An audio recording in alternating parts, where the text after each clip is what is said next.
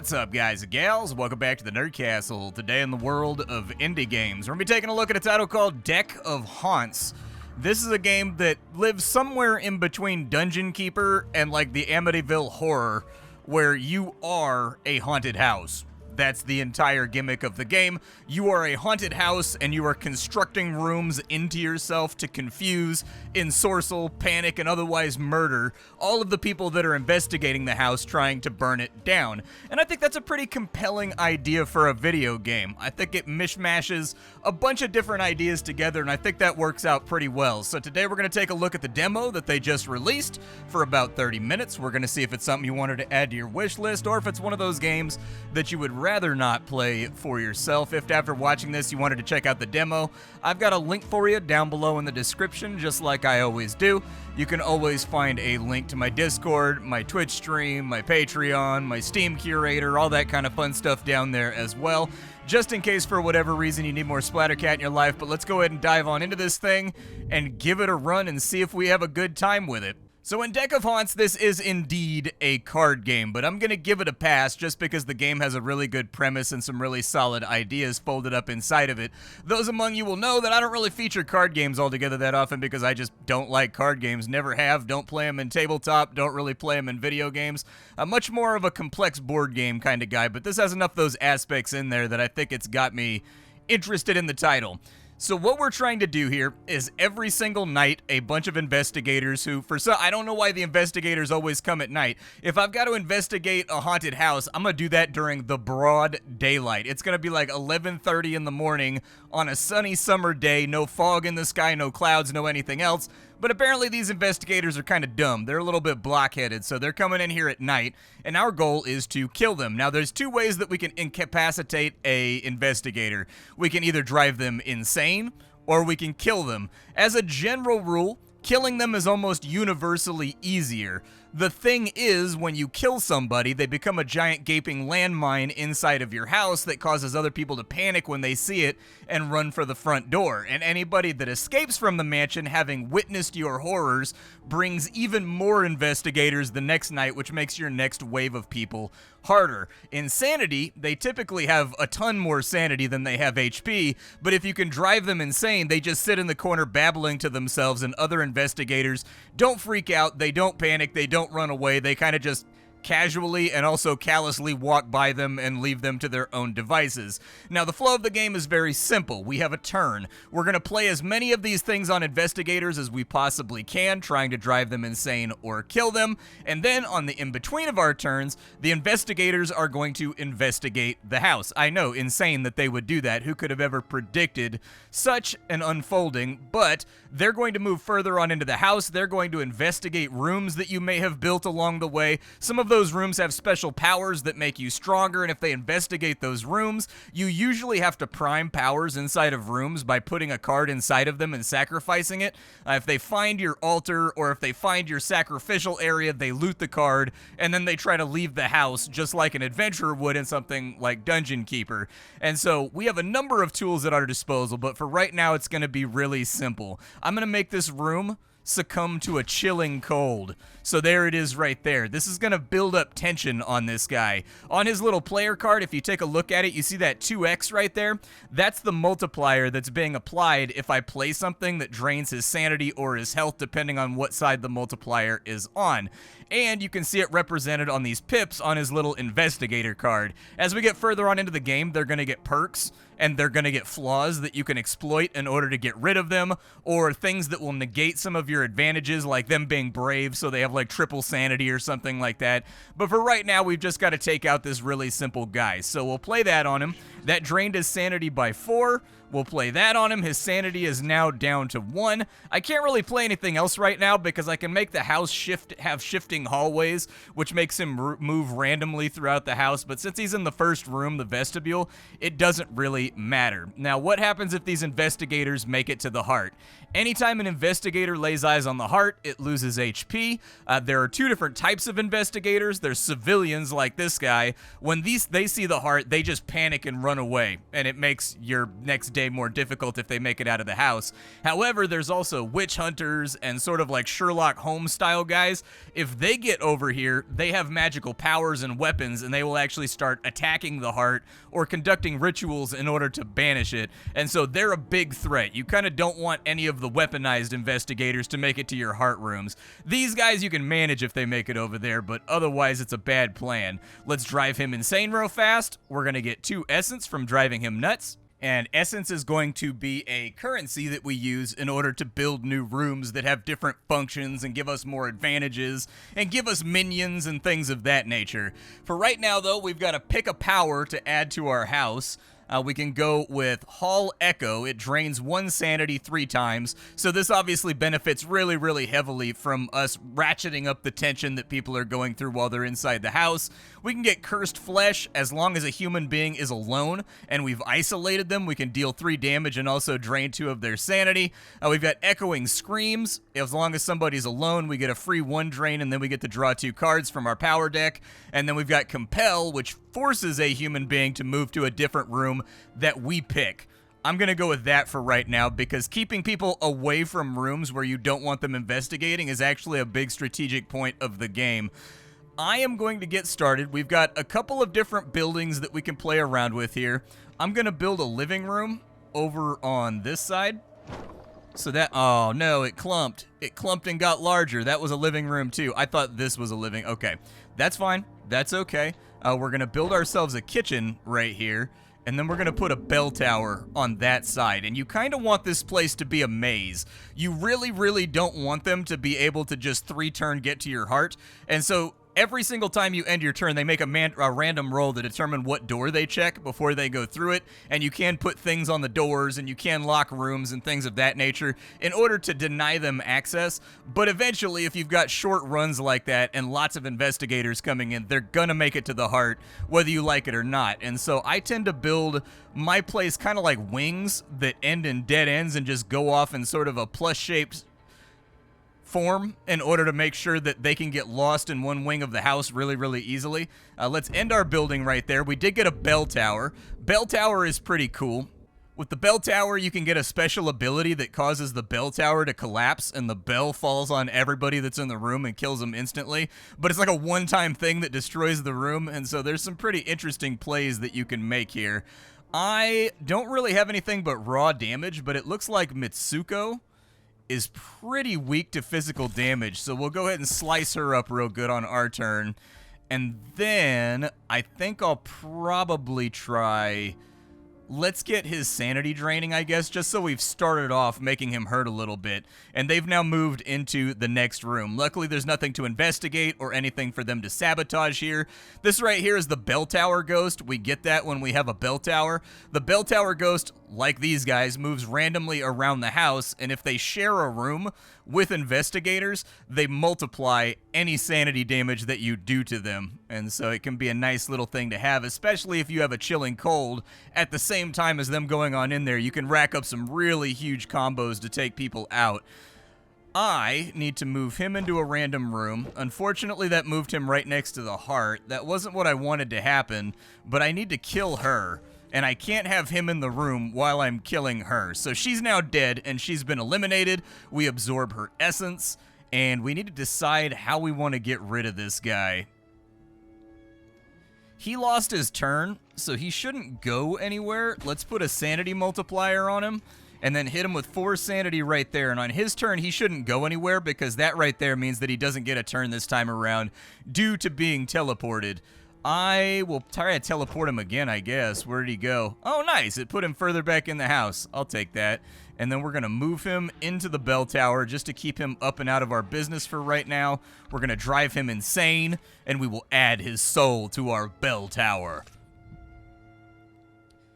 This time around, we can get a new power. We can go for Encore, which doubles the next thing that we play after it.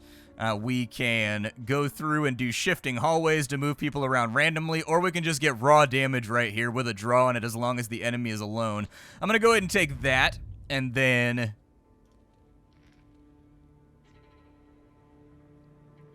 I don't know if I want to expand the house out just yet. I don't know if that's a good idea or not. let's get some smaller rooms to play around with.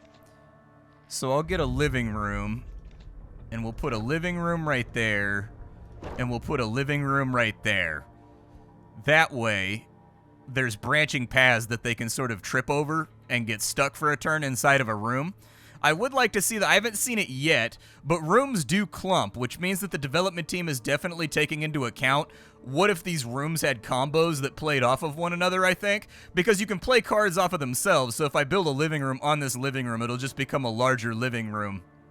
And so I'm sort of interested in seeing how, as we get further on into the game, is there going to be size restraints, for example, on certain enchantments that we can put on rooms? So it has to be of a certain requisite size before we can put some kind of booby trap or some kind of hallmark or some kind of focused theme or atmosphere inside of it. Or are they planning on making it so that if you have rooms adjacent to one another in certain combos, you get bonuses inside that strip of rooms? All very interesting, compelling ideas when it comes to the base building.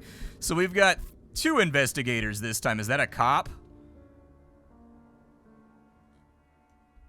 It is. It's a cop. He brought his gun with him, but I don't think the gun is really going to help out too much here for stopping us. Alright, we've got phantom raking right now, and we've got some insanity. Let's move the cop over into this room. We'll compel them, and then we'll attack them twice once they're inside of there. This guy's going to go check out our little armor closet that we've got sitting around. This person didn't even try to move at all, which leaves them ready to be lit up by clawing stones. So let's get ourselves a quick casualty right there. And then this person, let's put a chilling cold on them just to get their multiplier going for insanity. They don't have very much HP, so it doesn't really matter. Oh, I can kill them right there. Okay, easy enough. Down they go. I didn't even need to get complicated about it that time. We can get deafening or deepening shadows. Draw 1, and if we discard it, we get 2. Deal 1 damage to a random human. It goes back to your hand and costs 1 more. Okay. We've got echoing screams, which gives us draw power, and then we've got a movement right there.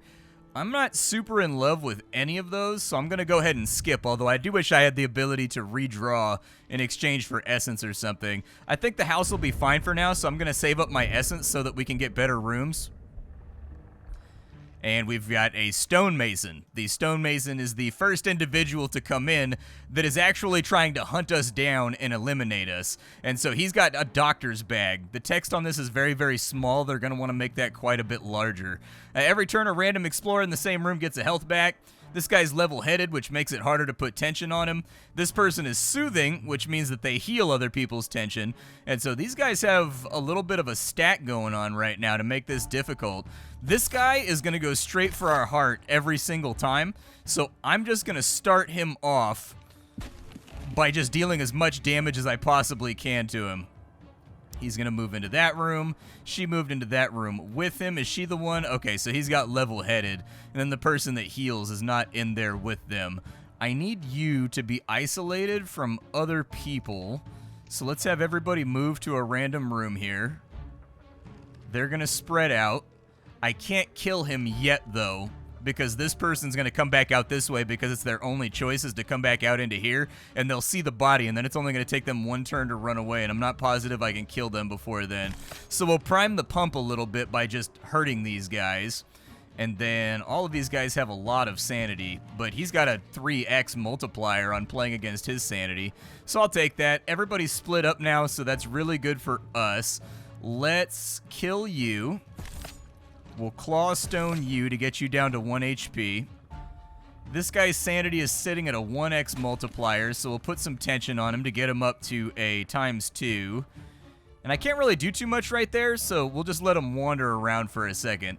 This person is ready to be murdered, so we'll get rid of them. They're now dead inside that room right there. It'd be cool if each individual room had pips on it, and it accumulated souls inside of there, and every room, based on whether or not it's like a living room, or a dining room, or a closet, or whatever else, or a kitchen, you know what I mean, had special abilities that you could play based on those pips. So if they're in like the kitchen, you could summon a poltergeist to make a bunch of knives fly at them, and it didn't cost you AP to do that. You're just priming these rooms up for special abilities later on to give you fast combos.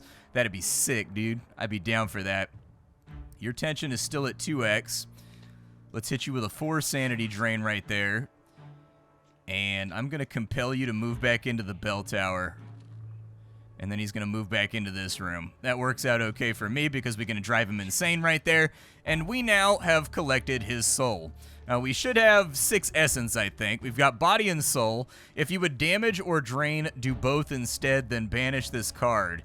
It only lasts for 1 round, but that's pretty good.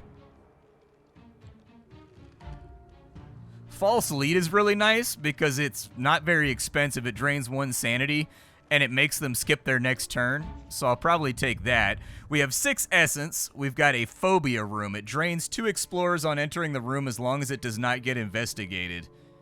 Okay. Yeah, I'll take that room. That sounds good. And let's get... a 2-space kitchen might work. Let's get to the building. Let's put the 2-space kitchen over there. That'll work, because it makes a nice little circuit right there that makes it difficult for them to do anything. And let's say, oh, the phobia room has to be larger. Okay. This room is likely to get investigated. Let's turn it into a phobia room, I guess. It's now a phobia room that drains people's sanity when they enter. What do we have on this round?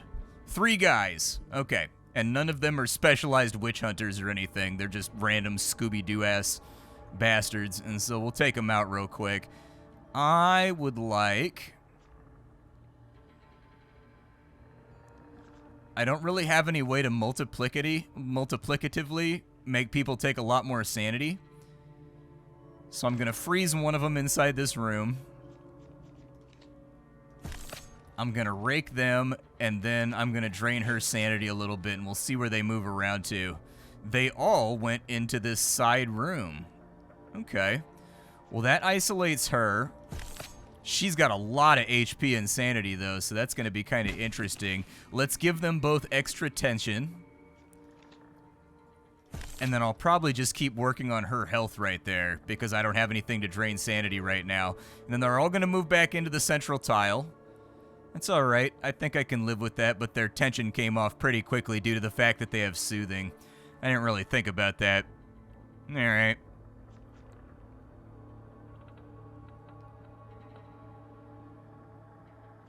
I'm going to compel you to move back into that room.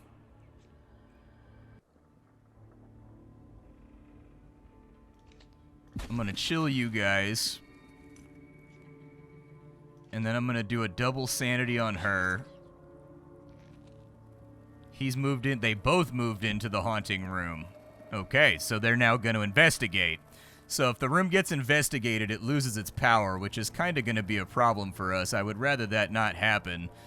So let's move you to a random room to eliminate one of our investigators. We're going to stun you.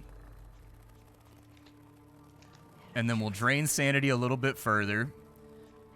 And then we will claw stone on you just to get your health down real quick.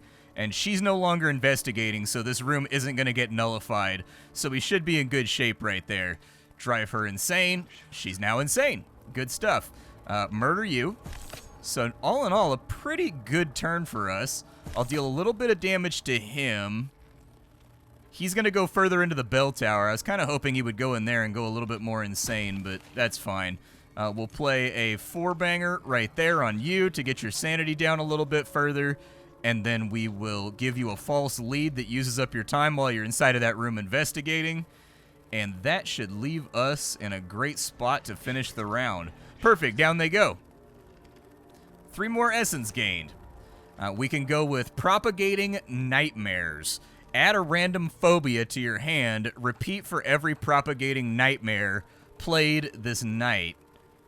Okay. We've got reclaiming roots. It uses up our entire turn. It deals 2 damage, and it gives them 2 tension, meaning that it'll add 2. So it'll put them at 3 tension, which means you'll get like a ×3 multiplier on whatever you play on them. So that's not too bad.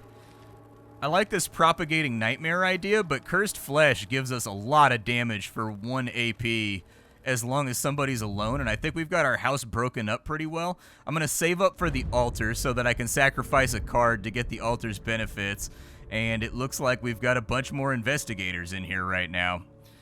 Okay, nobody's alone right now. I'm going to compel him into the next room so that he is alone. Some of these people are panicky, so each time they gain tension, others in the same room with them gain less or equal, or with less or equal also gain tension. Very nice. Let's see what happens here. I didn't know how bad that was going to multiply what we were trying to do, but I figured I would give it a go.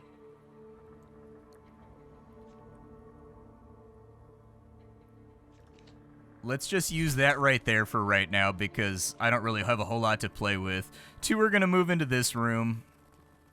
I'm somewhat all right with that. I don't want them to investigate, though. So I'm going to have the room collapse, which is going to force them out. And they actually went in optimal directions, so I'll take that. Good. It's a shame that they don't actually show the graphic of the room collapsing, like stones falling from the ceiling and the walls vibrating and then cracks develop and then kind of like fade out over time. It's kind of a bummer. There's definitely some room here. They've clearly got a solid art style, but there's definitely some room here for them to like kick it up a notch to the next level and lean into their theming and atmosphere a little more aggressively. So he's now investigating that room. I'm going to cancel his turn. And then I guess I'll just go all in with damage right now. What's his tension at? ×2? Okay, we can drive him insane a little bit. So he lost his turn. They all moved into here. I'm going to have to collapsing spaces it, and we don't know where they're going to go. Okay, so she's the one that I didn't want to move that way was the one that moved that way, so that's kind of unfortunate. I'm going to move her to a random room.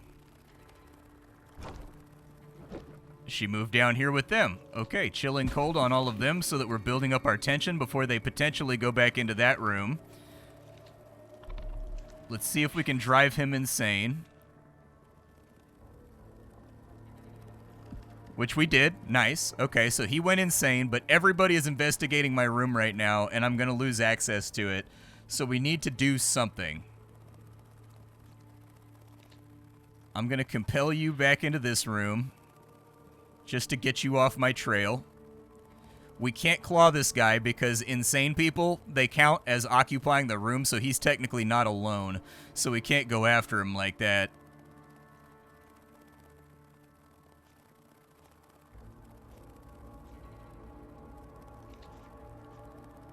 We'll kill him off, I guess.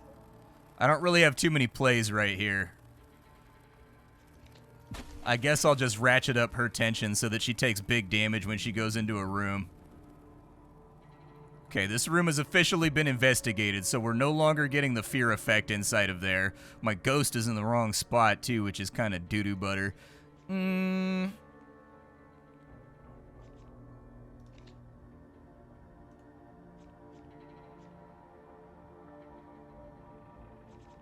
going to drain your sanity down a little bit lower. And we're going to start working on her with her low health pool. And they are both making a go for the heart. When it rains, it pours. Okay. Drive him insane real fast. Move her to a random room, which actually got her way out of our hair, so that's nice. Ratchet up the tension on her. Detonate it for a little bit of sanity. And then she's all alone, so we can finish her off right there, no problem. Good stuff. We've got a little bit of essence to play around with. I do like the gathering miasma, but we need to pick that up on like the first night for that to be really, really helpful.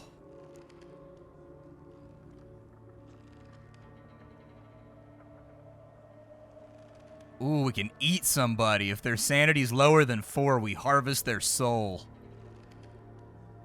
I'm going to take it. I'm going to take it. I think we need a few more subterfuge cards to, like, move people around. But we have a sacrificial room. Can be used to destroy a card and regain its cost in AP. Does that mean I'm, like, banishing it permanently, like it's gone forever? Or is it just gone for that night? I have questions. That's not entirely clear.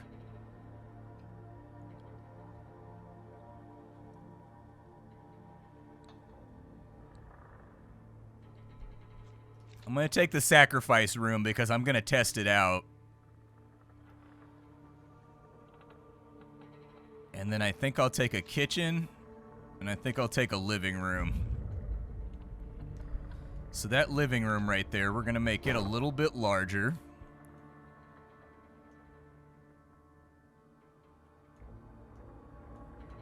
I'm going to add the kitchen over on this side. I'm going to turn this into a sacrifice room. Oh, it needs to be a larger room? Okay, I'll try to piece together a room then that I can turn into a sacrificial room. Doesn't look like I have anything I can use right now. Okay, we'll make the room a little bit bigger. It's a 4-tile room. It says very clearly on the card right there. Fair enough. So with 4 investigators coming in, what can we do with this? Well, let's start off with chilling cold, but everybody here, she's a bleeder. If she's taking damage, she bleeds every turn. Let's get her just to pop off that bleed nice and early.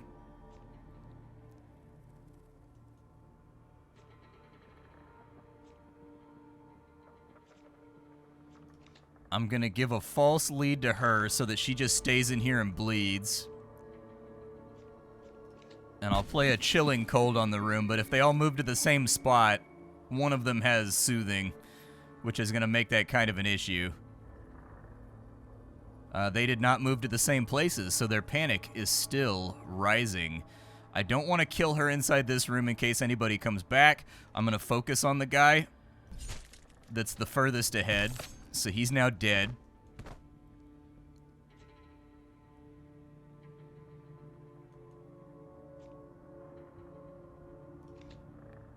And we'll just get a little bit of sanity drain on him. Nobody went into that room, which is really good for us. They just lost 4 sanity from going into our haunted room. I'm going to compel you to move back to this room so that you take the sanity damage again. I'm going to keep her health where it's at because I don't want her to die in the living room. And then I'm going to start working on him. And we'll see where people go. So he trucked out into that room, which is perfectly fine because I can give him more tension. I can move him to a random room, which keeps him out of my hair. And we'll just keep his sanity draining down. Another big sanity hit right there. I can definitely take that. She's inside of the room with the ghost right now, which is giving her more tension, so that's good.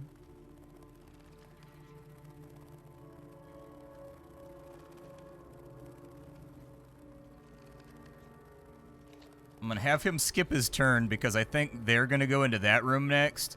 Like, they kind of keep track of where they've been, and they try not to double back or anything. We are going to... I want to consume to come up so that I could get more essence. Okay, just smack him up a little bit.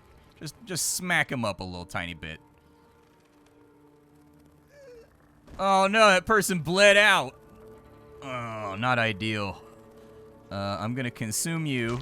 Num num num num num num num num num. You've been eated, sir. I'm going to compel you to go into that room.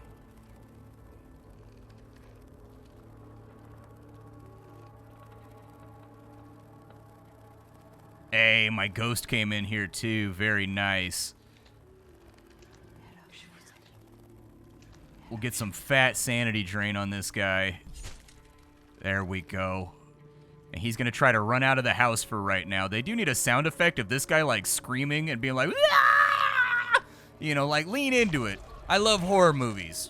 And my particular favorite types of horror movies are the ones where there's big, cranky houses that are, oh, that's it? Okay. Well, that's kind of a bummer. But then again, that's also a good sign that I was enjoying myself, or at least immersed a little bit. Closing thoughts about Deck of Haunts. I think they need a little bit more atmosphere. Things like the house cackling, spell effects for the cards that are going on out. Those all seem really underwhelming so far. You don't even really get the satisfaction of killing people entirely or sucking out their souls because there's kind of no pop-up animations of someone's mind shattering, sort of Darkest Dungeon style or anything else like that. So I definitely think on an atmospheric side, they could kind of polish up the game to make it suck you in a little bit more. I do very much like the idea of the game. I think this is actually quite creative and unique. I don't think I've ever played a game as a sentient haunted house before that's trying to murder as many people as possible that are kind of Scooby-Dooing in my hallways.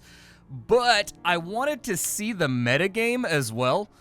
Without being able to see what happens in between rounds and how your house develops in between rounds and how the narrative and how the characters develop in between rounds, it's very, very difficult to say if this is a recommendation because all I've seen is a gameplay snippet. So until I see that stuff, I can't really give you a recommendation, but I do think there's a lot of atmospheric work to be done here in order to bring the game into the modern world of kind of indie presentation.